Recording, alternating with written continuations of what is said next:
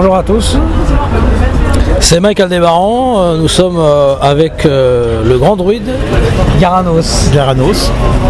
Voilà, bonjour à toi. Bonjour. Alors, est-ce que tu peux nous expliquer, nous raconter ton parcours? Oh, c'est long.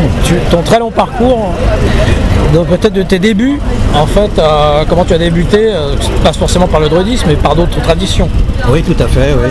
Alors, quand on pose une question comme ça, il faut répondre de manière plus intelligente, dans le sens où il faut commencer déjà dans la petite enfance. Qu'est-ce qui s'est passé dans la petite enfance qui fait que des prédispositions sont sur le chemin de l'individu, hein? Probablement parce qu'il y a des réincarnations et que dans le druidisme on parle des réincarnations, mais il n'y a pas que cette école.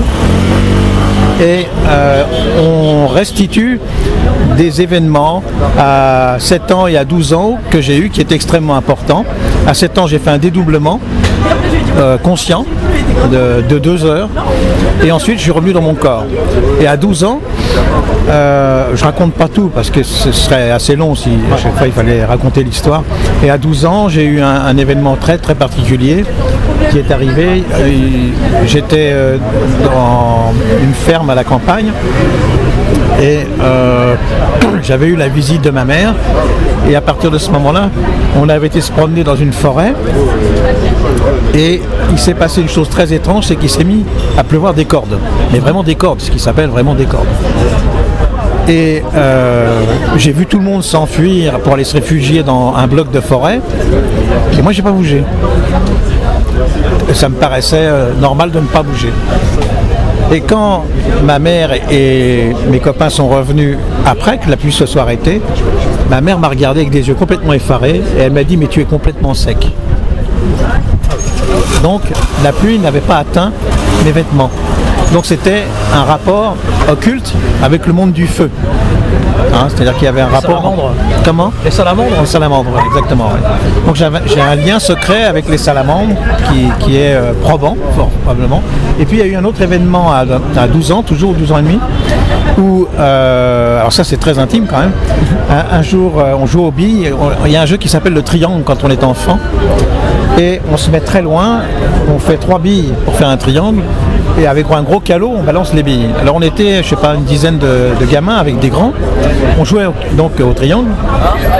Et voilà que je me mets sur le côté et je vois dans des ruines, je vois un serpent rose et noir qui se met à se balader autour de mon bras. Et il m'enroule comme ça le bras. Alors, j'étais quand même assez surpris et je le tenais comme ça, puis j'avais l'impression que je lui parlais, donc c'était quand même très particulier. Je voyais la tête comme une vipère et j'avais l'impression de lui parler. Et là les garçons qui étaient avec moi ont dit mais il est fou. Et en fait c'était pas un serpent, c'était autre chose. Mais moi j'ai vu un serpent rose et noir. Bon. Et il faut savoir que ce serpent dans les traditions mésoaméricaines est un serpent mortel. Il tue immédiatement. Mais il peut aussi signifier autre chose. En Égypte, par exemple, la vipère rouge et noire a une autre signification, c'est l'initiation. Et c'est probablement de cela dont il s'agit. Bon. Ce qui s'est passé, c'est que par la suite, le serpent, quand ils m'ont vu, ils sont allés chercher une fourche, ils voulaient le tuer. Et alors, je l'ai vu et je lui ai adressé la parole mentalement et je lui ai dit « Va-t'en, ils vont te tuer ». Et le serpent s'est déroulé et il est entré dans un trou de pierre, tu vois. Et là, il est reparti. Et j'étais très content parce qu'il a été sauvé. En réalité, ils m'ont dit « Mais c'était pas un serpent, c'était peut-être une couleuvre ou un truc ». Ils ne savaient pas ce que c'était exactement. Mais moi, je l'ai vu rose et noir. Or, et c'est assez intéressant, c'est que récemment, j'ai initié un garçon africain qui était lui-même initié à une autre tradition qui est le Bwiti en Afrique, mais je l'ai initié au tarot et au celtisme. Parce qu'il y a des courants. Le racisme celtique n'existe pas en fait, c'est une erreur fondamentale de certains Celtes, mais ça c'est une autre histoire. Bon. Et ce garçon, le premier rêve qu'il a fait, il arrivait qu'il avait dans ses draps blancs un serpent rose et noir. Voilà. Donc, voilà. Donc c'était la transmission de l'initiation. Et ce qui est très étrange, c'est qu'il a rêvé de toute l'initiation dans la pyramide en même temps. Donc il y avait bien un corrélat entre cet aspect et celui-là. Donc effectivement, ce qui vient d'un lointain passé de vie antérieure fait que quand le mode initiatique se présente à un individu, c'est toujours à 7 ans ou à 12 ans. C'est-à-dire que c'est aussi un mot symbolique. Oui, mais on sait que pour les initiés, dans la tradition occulte, oh là, l'arbre il est en train de plier. Dans la tradition occulte,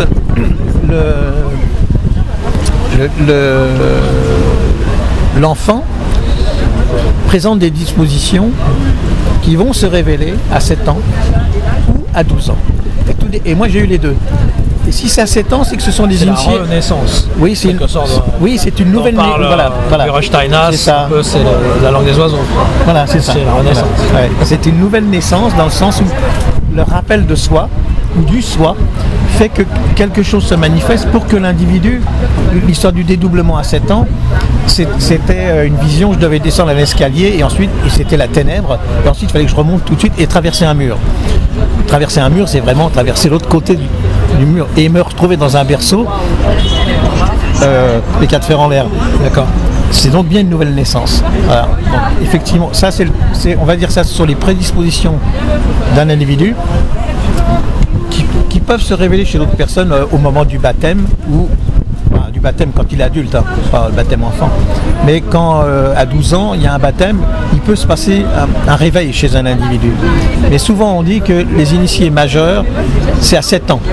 Et les initiés d'une autre catégorie, c'est à 12 ans. Il y a donc des âges occultes qui se réveillent. Ensuite, il y a 4 âges comme à Karnak. Je sais qu'à Karnak, il y a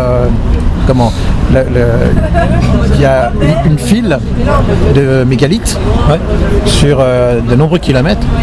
Il y a 11 files. En fait, c'est comme si on développait un zodiaque complet en 4 temps.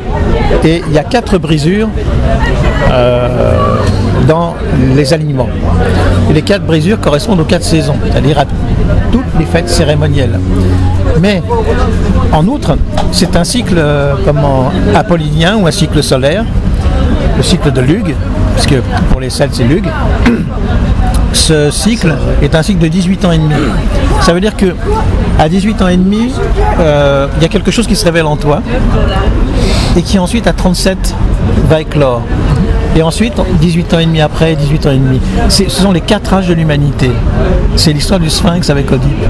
C'est marrant parce que je pensais à l'hôtel des 4 saisons, c'était le lieu qu'avait choisi la Tulée. Ah oui. En 1919. Ah oui. Alors je ne sais pas s'il l'avait choisi exprès ou pas. Mais c'était où alors? C'était à Munich. À Munich. À Munich, je crois.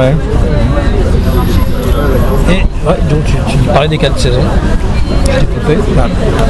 Ces 4 saisons, en fait, ont un sens, dans le cadre celtique, c'est un sens alchimique, puisque les 4 saisons sont en rapport avec... ce ne sont pas nos 4 saisons à nous.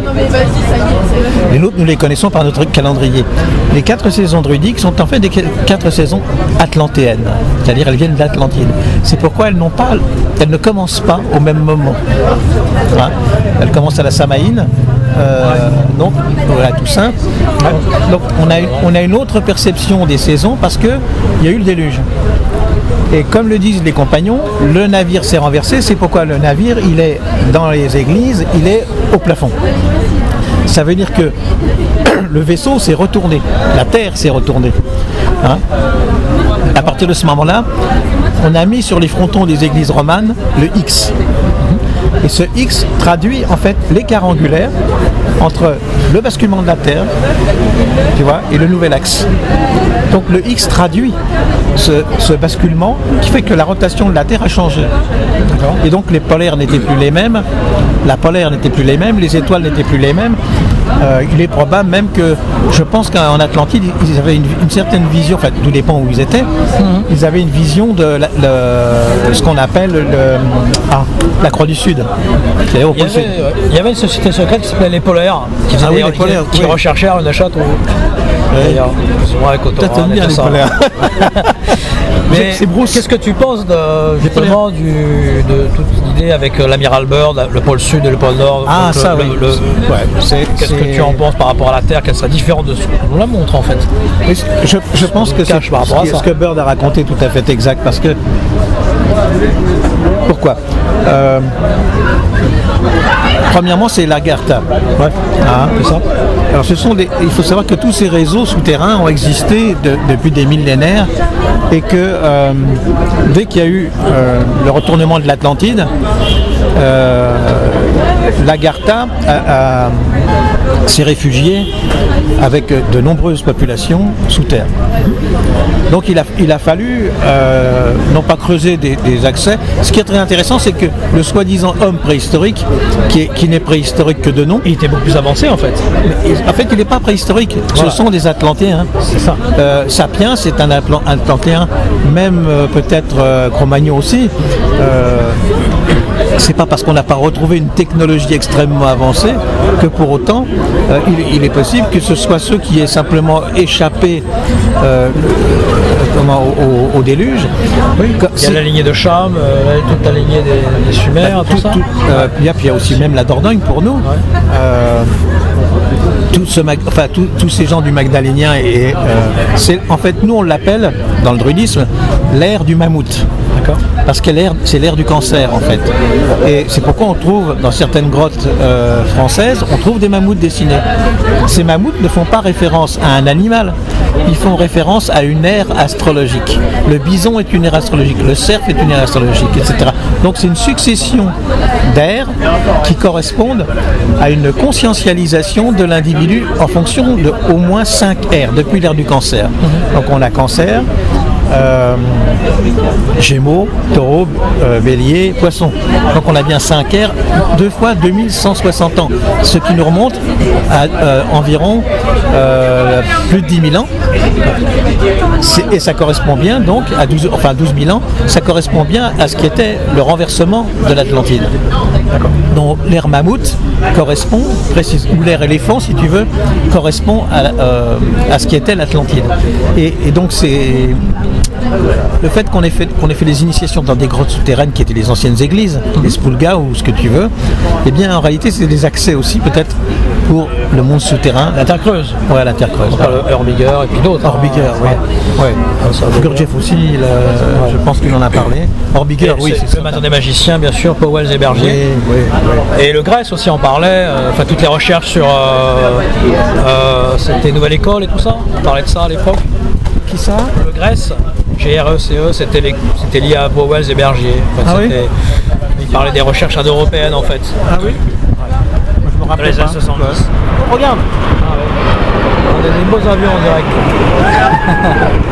La patrouille française avec bleu, blanc, rouge, c'est pour nous. Ils sont vachement chouettes. Tu as commencé tes premières recherches par rapport à ce qui est templier. Non, pas tout à fait. Alors je vais t'expliquer, puisque tu voulais une chronologie. Je vais essayer d'être rapide. Si on veut parler d'une chronologie, le bouddhisme, au début peut-être. 12 ans et demi le bouddhisme, parce que ça répondait entièrement. Étant passé par une forge morale, intellectuelle et spirituelle, émotionnelle, par l'assistance publique et par différents... j'ai pas connu ma mère avant 12 ans, quoi. Donc j'ai été seul et il a fallu que je me forge moi-même. Ne pouvant m'identifier à aucune famille, je n'avais pas de famille. Donc le zen a tout de suite été pour moi une révélation. Parce que pour moi, le sens de père et mère, ça n'avait pas de sens. C'était quelque chose qui m'était étranger. Ton père après. Oui, après, bien plus tard. Qui est un initié aussi. Oui, qui est un initié aussi, oui. Et même un grand initié, on peut dire. Dieu. Oui. Voilà. Et finalement, donc à 12 ans et demi, c'est le zen, jusqu'à, disons, 19 ans et demi, 20 ans. Et par malheur, Sensei Nakazono, qui était mon maître d'aïkido et de kendo, de bâton, est parti aux États-Unis. Et bon, nous on est restés comme des ronds de flanc, on ne savait pas trop quoi faire. Donc pendant 8 ans, on peut dire que j'ai été entièrement bercé dans le bouddhisme japonais, qui me convenait très bien. On peut dire que j'étais même complètement asiatisé, quoi. Le Bushido, le Zen, le Tao, enfin tout ça, voilà. Tout ça, ça marchait ensemble pour moi. Voilà. Et puis par la suite, quand il a fallu trouver une autre solution, je suis rentré à l'ordre rosicrucien à Morques. Alors pour les détracteurs qui disent que l'ordre rosicrucien à Morques est une mauvaise école, que je ne sais quoi, qu'on y apprend des choses terribles, je vais mettre tout de suite les gens au pas, je vais dire que c'est une excellente école et c'est là où j'ai commencé vraiment à faire un développement occulte assez fort parce que c'était lié à l'Égypte antique. Et je reste entièrement attaché d'ailleurs à ce courant qui est celui de l'Égypte parce que pour moi c'est un des plus grands qu'il y ait eu. Même si j'ai eu 3 vies de druide minimum, j'ai eu 3 vies de druide, ça je sais. J'ai retrouvé mes vies intérieures là-dessus. J'ai même été cathare aussi. Oui, j'étais cathare, mais à chaque fois j'étais assassiné. J'ai été marane. Un courant complètement, c'est-à-dire un juif qui avait refusé le judaïsme pour devenir chrétien. Donc c'est quand même, et ça c'est au XVIe siècle. J'ai été une femme qui faisait de la commedia dell'arte, ça m'a beaucoup plu, j'ai beaucoup ri. Et bon, alors toutes ces choses, bon, ça c'est venu beaucoup plus tard. Ces révélations, c'est quand je suis à l'ordre du temps. Mais je suis donc resté, je crois, 6 ans à la Morque. Et après, comme j'avais pas l'impression d'avancer, je lisais d'autres ouvrages à côté, du Rudolf Steiner, du Max Handel, etc. Tout ça. D'autres courants, Chevalier de Lubitsch. Jacob de Bohème. Oui, Jacob Bohème. J'étais pas trop Jacob Bohème, j'étais très mystique. On va dire que je priais énormément. Il y a un éminent professeur de philosophie, qui s'appelle Pierre Dortiguier, dont je t'avais parlé, qui est passionné par Jacob de Bohème, qui a beaucoup vu ton travail par rapport à ça. Ah oui. Mais Jacob Bohème, c'est connu.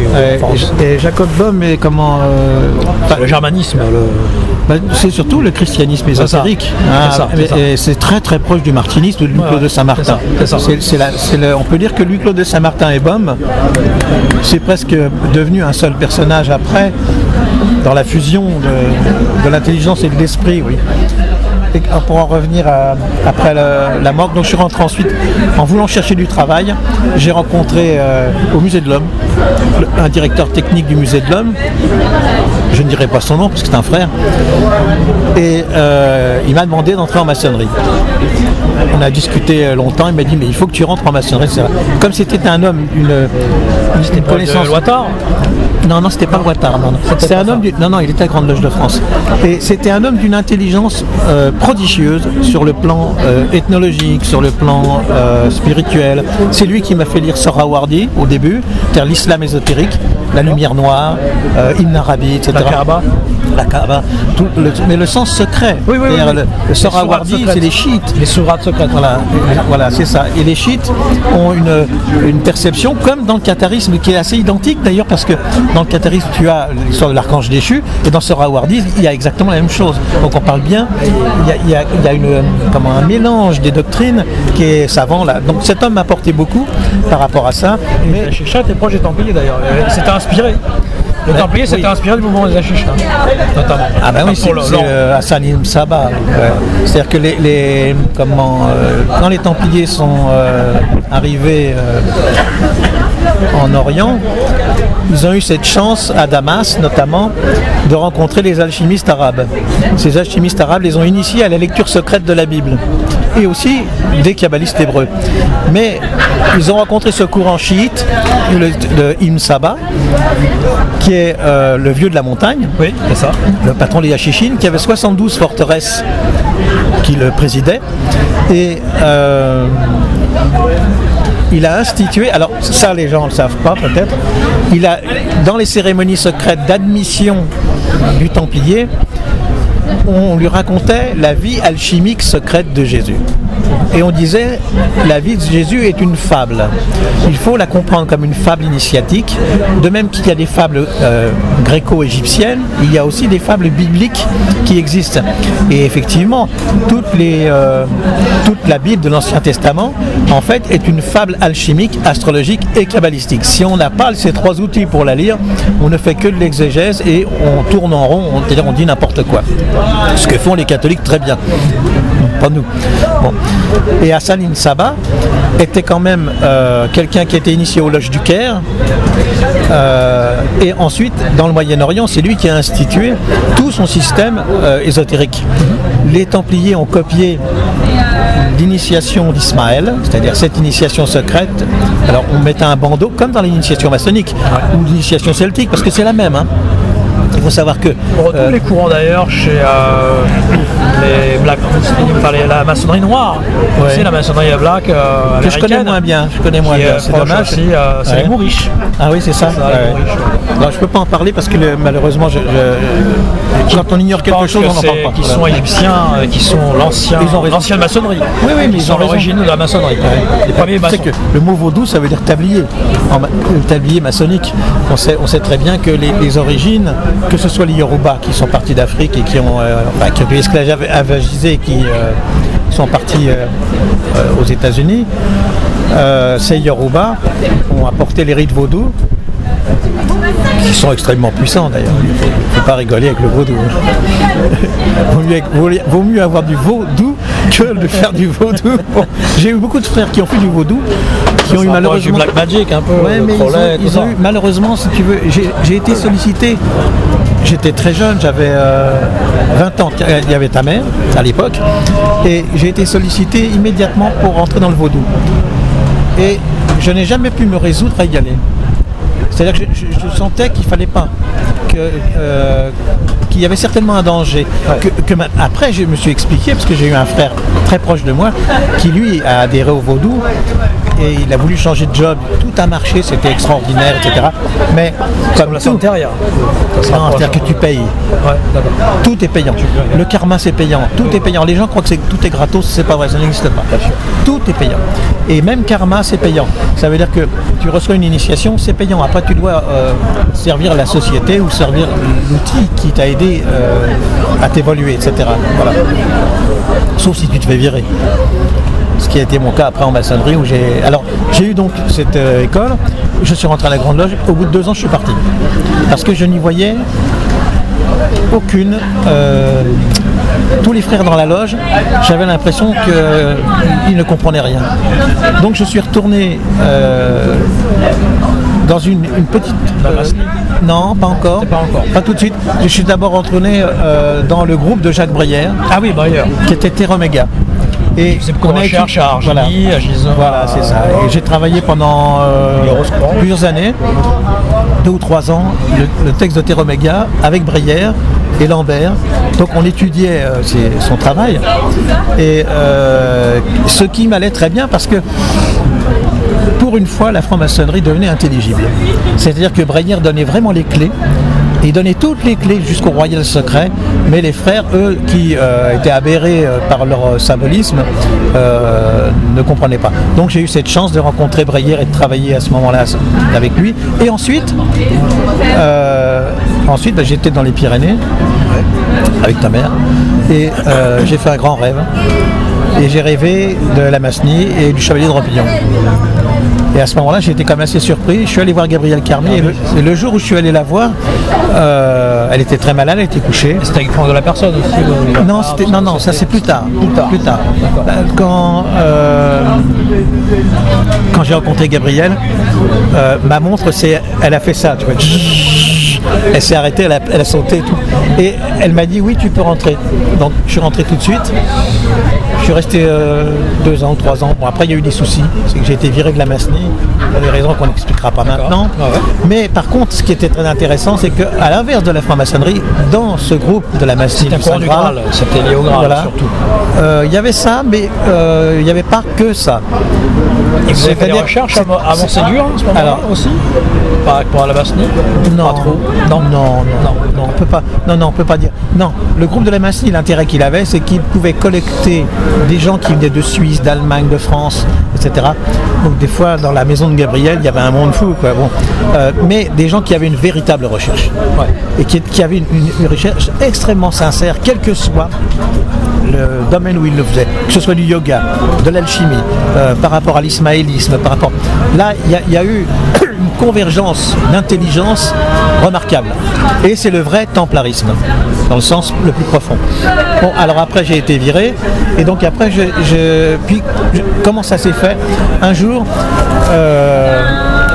je rencontre mon père, je discute avec un frère qui vient avec moi, lui, qui est un ami à mon père.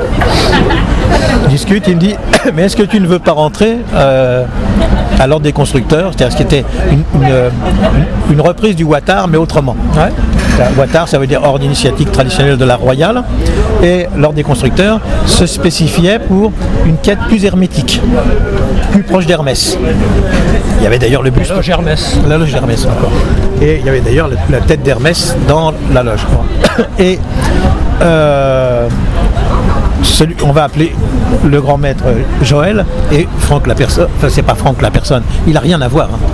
Franck la personne ou de la personne, parce qu'ils se sont rendus compte que dans leur famille il y avait eu de la noblesse. Son fils est connu, mais pour d'autres raisons. Oui, pour d'autres. Non, mais il est connu en tant qu'acteur. Oui, voilà. Il joue très bien d'ailleurs, ça n'a rien à voir. Mais il n'a rien à voir. Ouais. Son père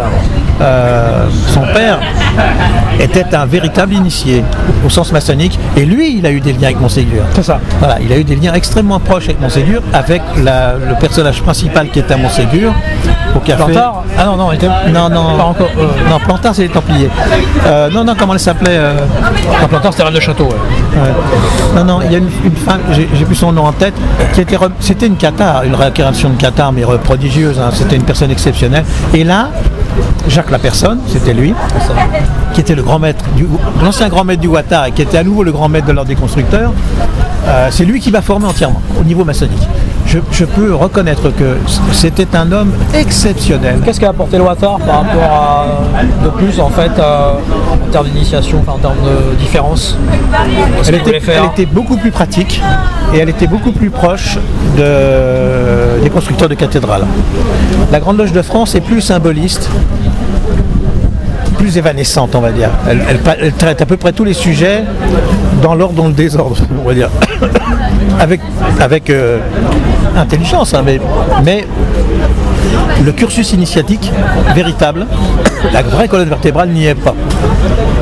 Donc ça pose un problème. La Ouattara, que j'ai pas fréquenté, l'ordre des constructeurs qui était... Donc c'était censé être une obédience pilote pour le Ouattara, c'est-à-dire une pierre de couronnement, le sommet de la pyramide. Et les personnes qui étaient là étaient des gens qui avaient touché à l'alchimie véritablement, qui avaient fréquenté les frères aînés de la Rose-Croix. C'était des gens vraiment d'un très très haut niveau et vraiment des gens vraiment intéressants. Bon, c'est eux qui m'ont formé. Si on peut dire que la maçonnerie m'a donné un sens, parce que moi je voulais pas y aller. Hein. J'avais dit à Joël, oh non, moi, les caricatures du verbe, ça m'intéresse pas. Ayant fréquenté Jacques Breyer pour Terre Oméga, la maçonnerie du Saint Graal, où on a fait un retour sur nos réincarnations. Ça, c'est le travail dont je n'en ai pas parlé, qui était très important. C'est qu'à la maçonnerie du Saint Graal, on pouvait retrouver ces réincarnations. On était conscient la nuit de tout ce qu'on faisait. Ce qui n'est pas le cas dans la maçonnerie. C'est-à-dire que c'est complètement même en dehors. Il y avait un véritable travail occulte qui s'est fait. Et un jour, j'ai rencontré d'ailleurs le responsable du Dalai Lama et je lui en ai parlé. Et il m'a dit, cette école est très sérieuse. D'accord. Voilà. Et lui-même, je lui ai parlé des maîtres secrets du bouddhisme tibétain, mais il m'a dit, je ne sais pas comment tu l'as su, mais tu savais les noms. Ah ouais. Et à ce moment-là, on a fait un échange, si tu veux. Et il m'a d'ailleurs dédicacé un bouquin sur l'astrologie tibétaine de Cornu, tu vois. Ça, c'est en aparté. Et donc ensuite, donc je suis allé au maximum, je suis allé jusqu'au Saint-André d'Écosse dans ce système de l'ordre des constructeurs. Et attention aux frites, elles s'envolent. Tiens, le jambon aussi. C'est un courant d'air. Et c'est l'esprit qui descend. Voilà. Donc quand Donc j'ai été au maximum. Puis il y a eu ce qu'on appelle un phénomène de jalousie. J'ai été nommé vénérable. Et comme j'étais pressé d'aider au maximum les personnes, j'ai fait une erreur monumentale, c'est que j'ai voulu guider trop fortement la loge. Alors que j'aurais dû les laisser aller, faire ce qu'ils voulaient, quoi. Et à partir de ce moment-là, ça serait mieux passé. Et finalement, Tu parles de Hermès. Ouais. À partir de ce moment-là, et m'étant dirigé vers le côté kabbalistique de la Golden Dawn, de plus en plus, j'étais attiré par ça et j'ai commencé à travailler le tarot de la Golden Dawn. Alors que j'avais toujours des tarots sur moi, mais c'est là où j'ai commencé vraiment à sentir que j'avais l'âme du tarot en moi, quoi. L'aube dorée. Hein? C'est l'aube dorée, là. Oui, voilà, c'est ça, l'aube dorée. Et ensuite, donc, parallèlement, j'allais à une autre loge qui s'appelait Perceval, qui était de la Grande Loge de France, où il n'y avait que des gars complètement fondus comme nous, à savoir qu'il fallait avoir lu le livre de Moriation sur la magie pour adhérer à la loge.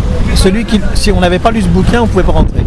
Donc, tous les frères qui venaient dans cette loge, à Perceval, qui était à Boulogne-Billancourt, étaient tous des gars qui avaient touché à toutes les formes d'ésotérisme. Perceval, c'est très proche de Parsifal, c'était proche de Wagner. C'était chrétien. C'était très chrétien. Il se revendiquait chrétien, si tu veux. Il fallait être en relation, avoir une relation particulière, personnelle, et non pas catholique, personnelle avec le Christ. Voilà. Et donc, les adhérents à cette loge se sont faits comme ça. Ça a déplu à la Grande Loge de France immédiatement et ça a été après le zigouillomètre. On peut appeler ça comme ça. Dès qu'une loge se singularise avec un particularisme, elle devient dangereuse. Bon. Et elle a foiré par la suite parce que les gens les plus intéressants sont partis, quoi. Mais ça a été une expérience unique.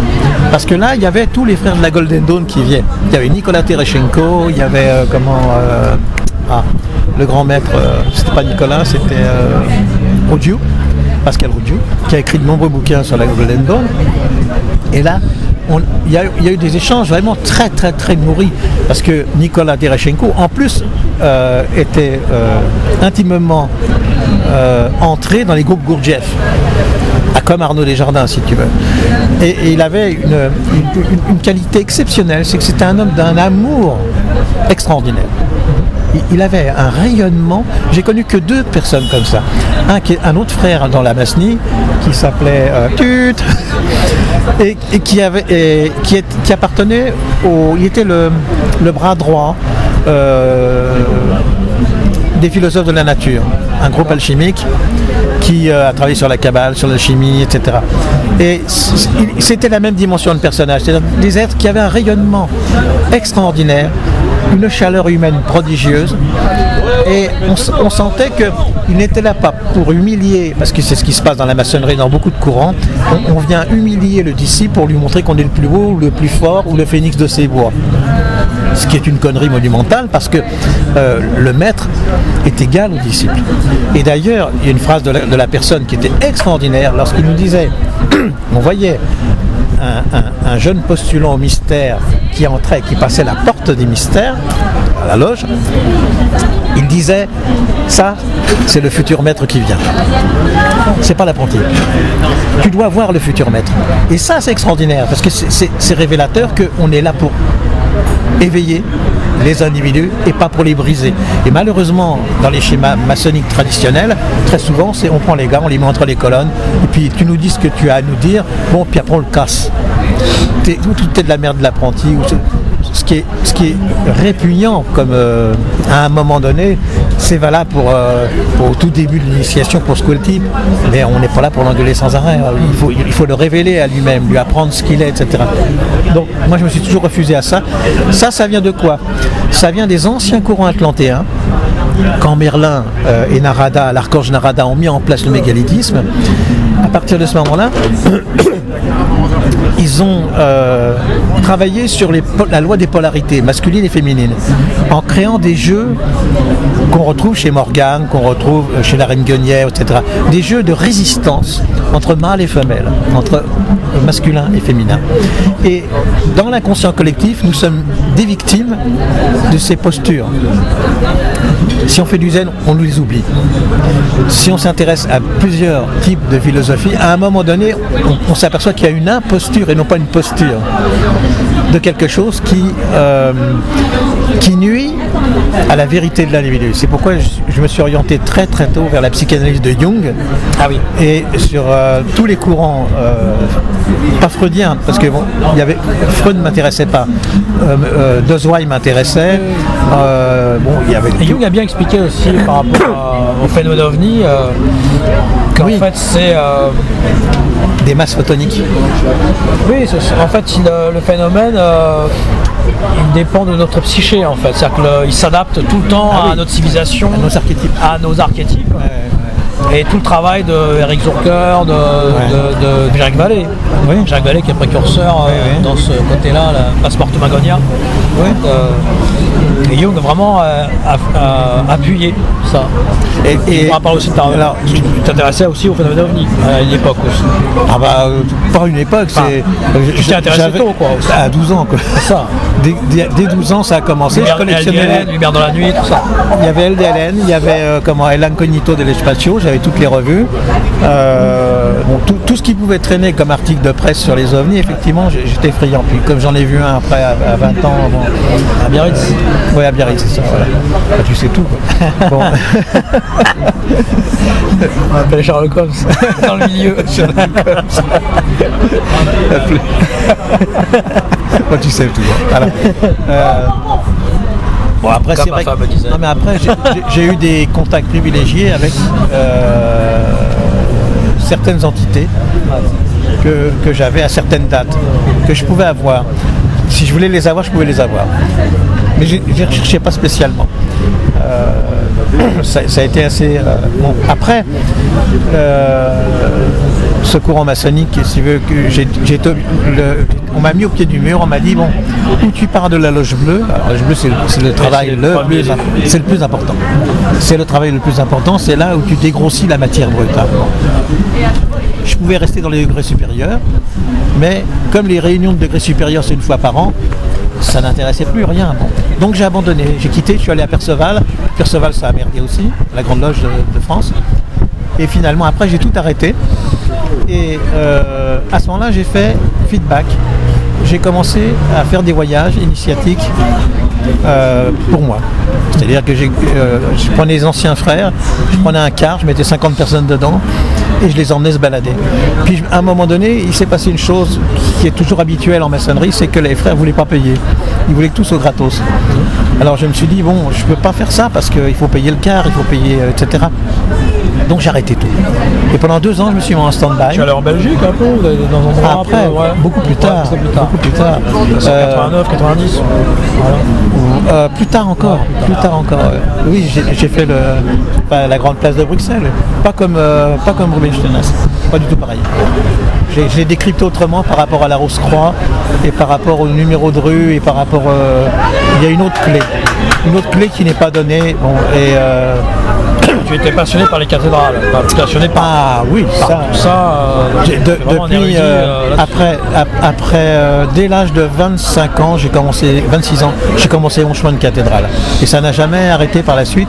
C'est-à-dire que j'ai fait toutes les cathédrales sur le plan alchimique. Oui, j'ai pas dit ça, c'est que en fait j'ai fait les études d'alchimie.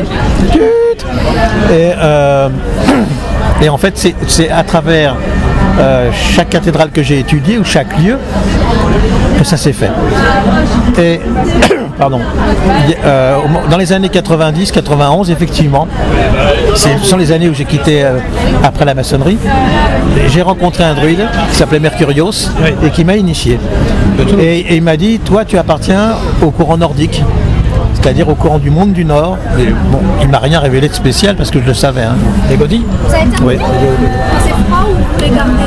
Vous pouvez y aller. Si c'est bon. C'est bon. Ça, je vous débarrasse de toi. Merci. Vous voulez autre chose ? C'est bon pour vous ? Non, ça va, c'est bon. Ça va ? Ouais. Merci beaucoup. Et en fait, là, j'ai eu, dans cette initiation, je me suis vu à Étretat.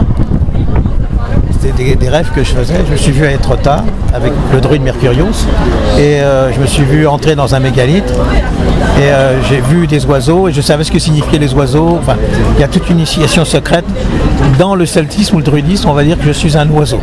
Voilà. Ça rappelle les oiseaux migrateurs. Les Vandervogel. Bon, plus que ça, c'est plus que. Non, Garanos. Les scouts. Non, Garanos, le nom de Garanos, c'est lui qui me l'a donné, c'est pas moi. Hein. Oui. Garanos veut dire la grue céleste. D'accord. Et les grues célestes, pourquoi la grue? Parce qu'elle vole à 10 000 mètres d'altitude. C'est un des oiseaux qui vole le plus haut. Ça veut dire qu'elle engendre et elle comprend, elle vient du monde des étoiles et elle apporte la connaissance des cosmogonies. Et par la suite, effectivement, je me suis attaché surtout à étudier toutes les cosmogonies. Et l'avantage que j'ai pu en tirer, par la grâce de l'illumination de mes guides dans l'invisible, c'est le fait que je peux traduire aussi bien la cosmogonie d'Ogon que la cosmogonie des Rose-Croix, que la cosmogonie celtique, et toutes elles tiennent sur un même schéma. Et j'ai pris celle des martinistes et j'ai pris toutes les autres cosmogonies et toutes elles tiennent sur un seul schéma. Ça veut dire qu'il y a un schéma général qui donne toutes les clés mondiales. Et c'est ça qui est extraordinaire. Quelle est la différence entre la fraternité des ésotérismes et la religion? Elle est là. C'est que les ésotérismes ont une fraternité de cosmogonie, de cognition et de connaissance. L'Église divise les hommes. C'est l'ergon. Comment? L'ergon. C'est un terme. L'ergon. L'ergone? Ouais. Il y a un terme. L'ergone, c'est en alchimie. Il y a l'ergone et le parérgone. Le parérgone, c'est la pierre. L'ergone, c'est l'homme. C'est-à-dire le travail qu'on fait en soi-même. On peut dire que c'est ma propre pierre. Oui. Et je n'ai pas dit, je suis allé de nombreuses années, alors ça c'était à partir des années 91, quand j'ai lâché la maçonnerie, je suis allé en théosophie, où là j'ai trouvé un bonheur extraordinaire, parce que au moins pour une fois, il n'y avait pas l'incendie chrétien, où seul le christianisme comptait, ou le christianisme ésotérique, ou etc. Des personnes d'une intelligence remarquable qui pouvaient comprendre aussi bien toutes les traditions sans les opposer ou sans les blesser les unes avec les autres. Ça, c'était l'intelligence vraie pour moi, qui ressemblait à ce qu'était le druidisme à l'origine. Donc j'ai eu la théosophie et ensuite j'ai rencontré un garçon qui faisait du Raja Yoga. Et il m'a amené dans son groupe de Raja Yoga. Et là, le premier cleaning que j'ai fait avec lui, c'était pas lui, mais c'était une autre personne, j'ai revu toutes mes vies. Toutes mes vies. Et j'ai revu sur plusieurs continents. Donc j'ai compris, j'avais déjà eu ça à la Masnie. Mais à ce moment-là, pas jamais. Et là, j'ai rencontré, dans le monde spirituel, j'ai rencontré un être, un yogi exceptionnel dont je ne peux pas parler. Je n'ai pas le droit d'en parler, quoi, en gros. Et donc, j'ai fait tous ces courants. Donc, ils sont multiples.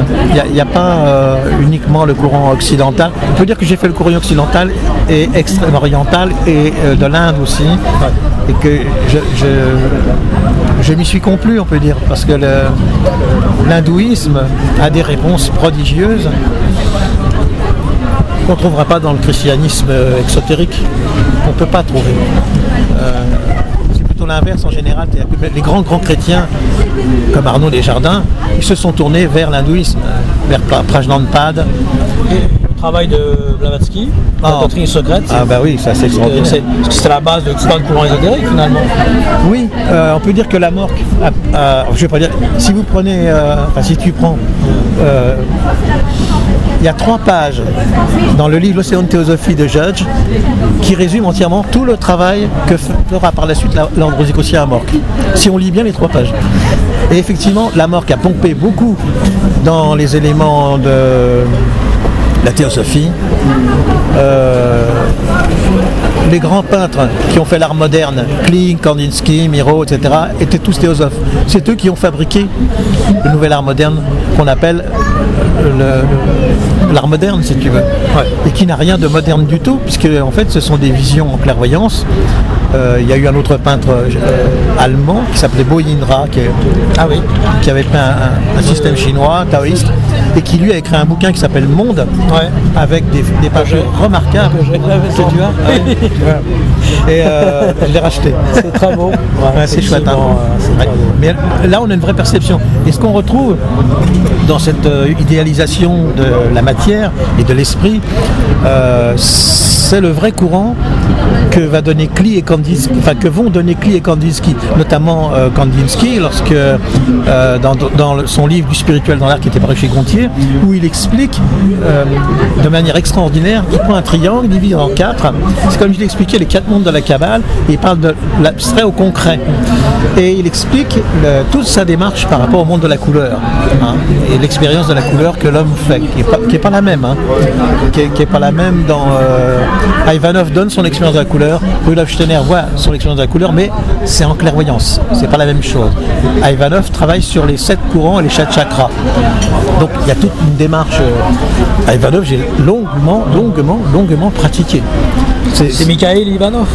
Oui, c'est ça, sur la planche universelle. Voilà, c'est ça. Exactement. Et ça, le livre de Peter Deneuf, c'était une bible pour moi, comme a été Psychologie, Alchimie quand j'avais 20 ans, où je lisais Jung. Il y a donc un épanouissement de courants dans lesquels on se retrouve en fait. Tu t'es intéressé au Graal aussi, par Antonin Gadal. Oui. Les recherches d'Antonin Gadal, bien sûr. qui autour en était inspiré, bien sûr. Bien sûr. Donc c'est là, c'est Husserl-Liban. Oui, là, voilà, c'est ça. Ouais. Tu peux nous parler un peu de ce que tu as découvert avec Antonin Gadal? Mais je connais surtout son ouvrage par rapport au Spouga et aux grottes et l'initiation Qatar. Et effectivement, là tu parlais tout à l'heure du courant des polaires. Oui. On est dedans. On est dedans. Mais le courant des polaires a été animé par François Brousse.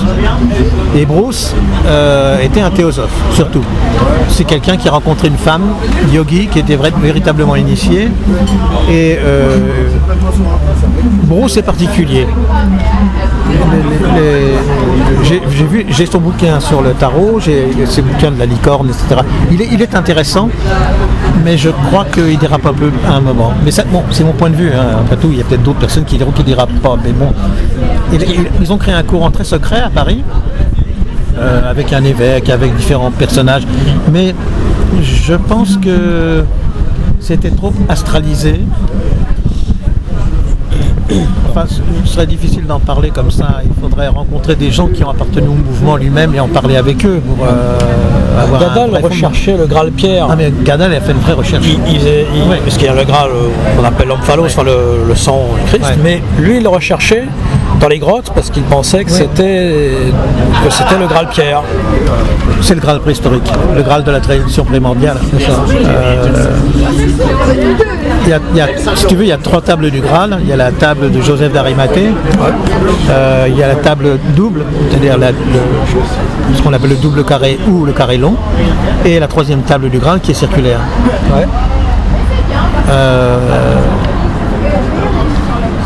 C'est ce que j'apprends à mon propre groupe en tarot, où je leur explique les 3 tables du Graal. Là, ça fait déjà 15 ans qu'on bosse ensemble. Je commence seulement à leur expliquer la 2e table du Graal. Je leur expliquais la première pendant des années, comment elle était, à partir du cercle, comment elle se faisait. On a travaillé pendant plusieurs années sur cette table-là, qui était en fait une table égyptienne et templière, mais aussi atlantéenne, mais plus liée à l'astrologie égyptienne. Et ensuite, la 2e table du Graal, qui est la table magique, et la 3e table, qui est la table divinatoire, qui est la moins intéressante. Il faut savoir que les Égyptiens ne s'intéressaient absolument pas à l'aspect divinatoire, sauf dans le cas des initiés, où on devait, quand il y avait un problème à comprendre, quand l'initié en Égypte passait dans les épreuves souterraines, à un moment donné, il arrivait devant une grille en fer. On ouvrait la grille, il y avait une allée de sphinx et il y avait les 22 figures du tarot. Ce qui veut dire que c'est multimillénaire. Le tarot existe même avant l'Atlantide. Peut-être qu'il était sur Mu. Ce sont des archétypes, ce sont les 22 arcanes majeurs qui sont des archétypes. Mais les 78 lames correspondent à la doctrine secrète elle-même, quoi. Bon. Donc, moi je l'ai retrouvé. Alors, j'ai eu cette chance exceptionnelle, c'est de retrouver dans une église en France à Tut, je ne dirai pas laquelle, parce que je ne veux pas dévoiler les batteries.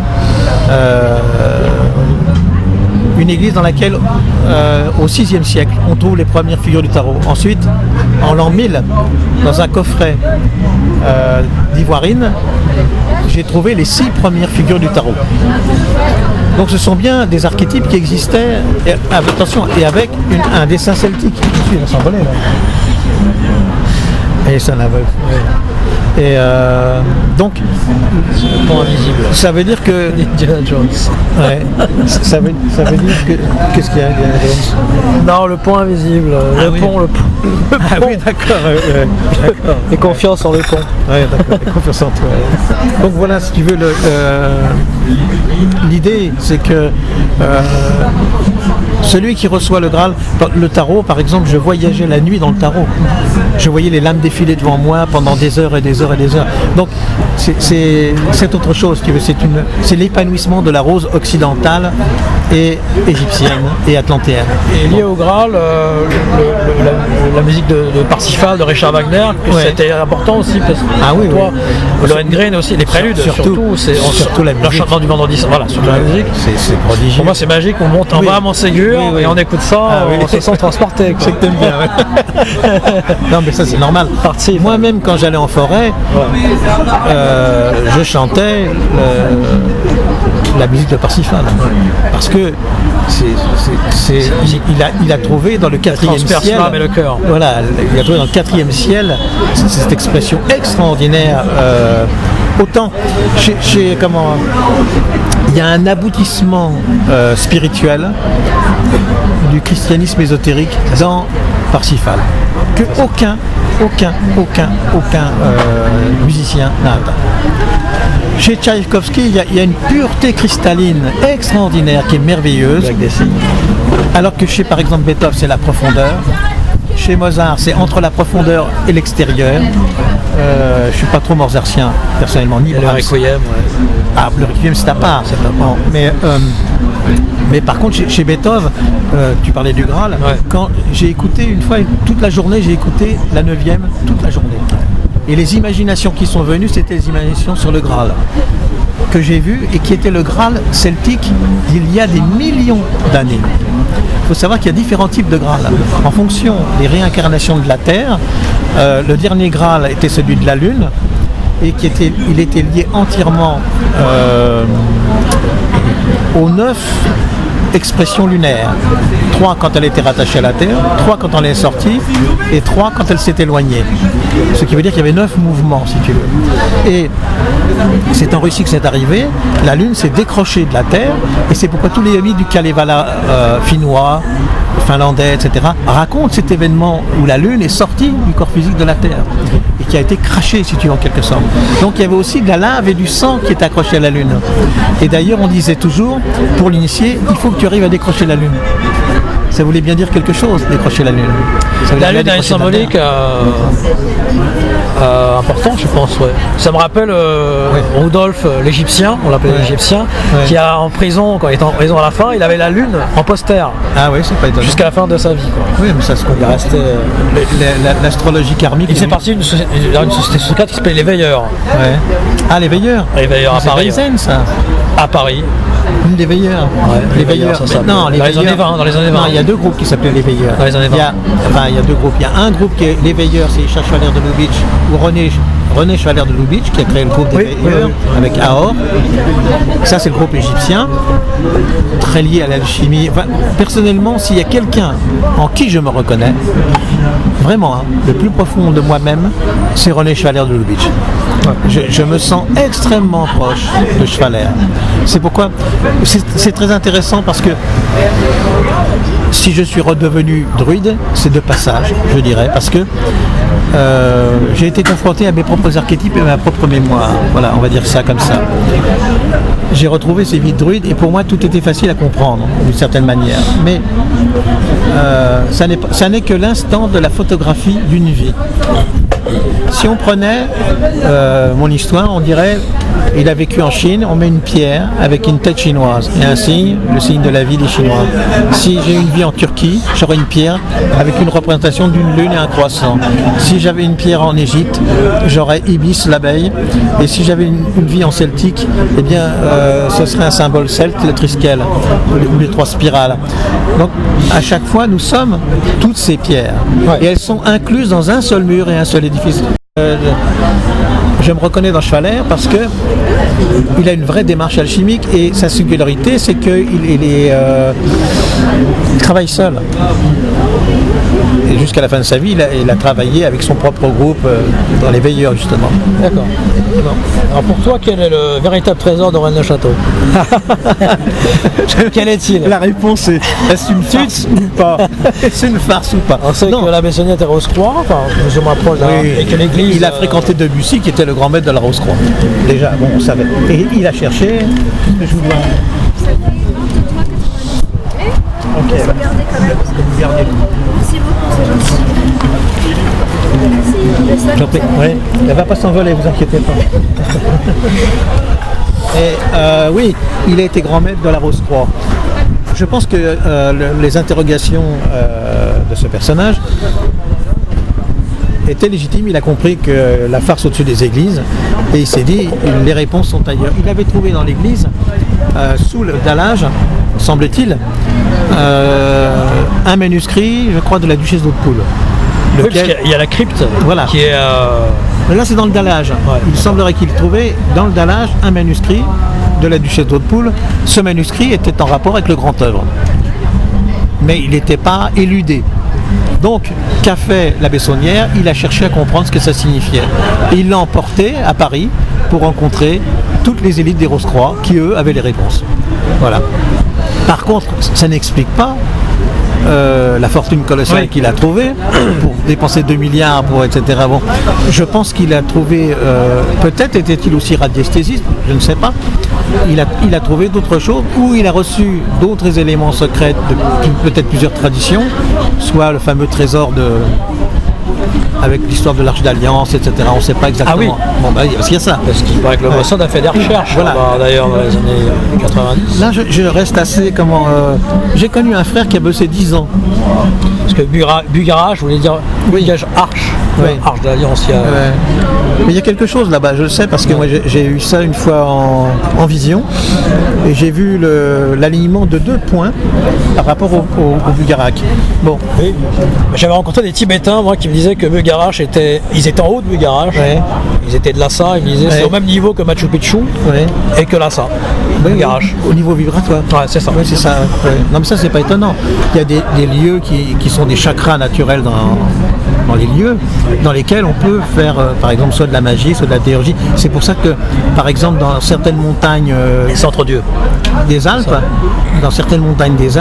on trouve une recrudescence extraordinaire de glyphes préhistoriques qui sont en fait des stations d'envol astrales pour aller dans les étoiles. Et ce sont des lieux particuliers dans lesquels il y a un tel tellurisme, il y a un tel microcosme sur le plan cosmique, sur le plan vibratoire, que on peut, quand on est initié, exploiter ces lieux. Ouais. Je prends un exemple. J'étais du côté de Chartres, j'ai trouvé un endroit, il y avait une pierre qui dormait. Je suis allé voir la pierre et je dis, mais tu dors, qu'est-ce que c'était comme lieu? Parce que il y a quand même une vibration. Et l'entité du lieu m'a dit, le génie du lieu m'a dit, je vais l'ouvrir pour toi, mais il dort depuis plusieurs siècles. Je vais l'ouvrir pour toi, mais dès que tu auras terminé, je le ferme. D'accord. C'est-à-dire que ça a duré 1 heure.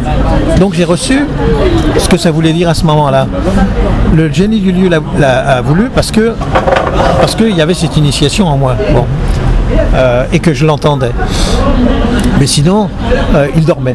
Ça veut dire qu'il y a des lieux qui dorment pendant certains temps, et il se peut très bien que des lieux comme Bugarak et comme d'autres dorment pendant des millénaires, parce qu'il y a nécessité historique, en fonction de l'ère tolère. C'est très important. Les airs sont extrêmement importantes. Cette astrologie des airs est certainement la plus importante pour le développement occulte de l'homme. Quelle que soit la race, la religion, la couleur, là où il vit, etc. Donc, l'aire géologique, parce qu'il y a aussi la matrice où on est, où on vit, est importante, le rayonnement des pierres, les lieux, etc. Enfin, les génies du lieu, quoi. Bugarache, on l'appelait la montagne aux fées avant. Au fait Aux fées, justement. Oui, bien sûr. Donc c'était lié. Les fées prennent contact avec les hommes quand les hommes ne parlent plus aux hommes. C'est-à-dire qu'il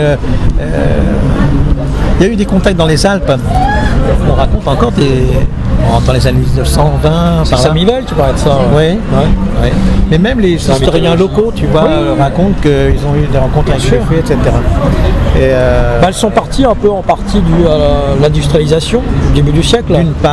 D'une part, et surtout de la vibration peut-être de l'homme, les paysans, jusqu'à, je pense, 1910-1920, pouvaient encore avoir des contacts avec eux. Notamment, Evan Vance en parlait, de l'Irlandais. Là, mais en même temps, les fées n'aiment pas les hommes. Leur vibration aussi. Oui, elles n'aiment pas les hommes parce qu'ils sont accapareurs, ambitieux, voleurs. Ils veulent des secrets que les fées possèdent. Et quand à un moment donné, un individu pose trop de questions aux fées, elle leur ferme la porte et c'est fini, elles ne parlent plus. Donc il y a une fermeture réelle. Mais par contre, comme elles sont imputrescibles, elles ne peuvent pas brûler, elles ne peuvent pas se noyer. Elles sont dans la nature de l'or alchimique en quelque sorte. On ne peut rien leur faire. Mais en même temps, il faut savoir une chose, c'est que les fées sont des êtres qui sont amorales par rapport à nous. Parce que justement, elles n'ont pas de moralité là où elles sont. Elles n'ont pas besoin d'avoir de cette moralité. Et donc, si elles nous demandent de tuer un veau, elles ne se rendent pas compte de ce que c'est. Que c'est un meurtre. Et pour elles, c'est quelque chose qui n'existe pas. Alors justement, ce qui est étrange, c'est la relation qu'il y a, dont parle Vallée, entre par exemple les mutilations animales qu'il y a par rapport aux ovnis, et il y avait ces mutilations animales aussi dans l'ancien temps avec les fées et avec l'esprit de la nature. Est-ce que ce sont les mêmes en fait pour toi? Est-ce que ce sont les mêmes choses qui reviennent et que ce sont en fait de la mythologie qui est au goût du jour de maintenant, mais c'est les mêmes en fait, le même archétype? Oui, s'applique à Parade. Mais le phénomène des fées n'existe que par exemple chez les anglo-saxons ou en France. En France, dès qu'on parle d'extraterrestres ou de fées ou etc., ça leur fait des crises d'urticaire. Ils ne comprennent rien. Bon, donc, je pense que dans les pays anglo-saxons, Lionel Camille en a parlé de ça. Mais on parlait des changelings aussi, les enlèvements d'enfants, de changements. Et puis, ça aussi. Mon cher fils, je ne sais pas quelle heure il est, mais il va falloir que je prenne mes vacances studieuses et on reprendra cette interview une autre fois. Je te souhaite une bonne soirée. Amis du soir, bonsoir. C'est la première partie.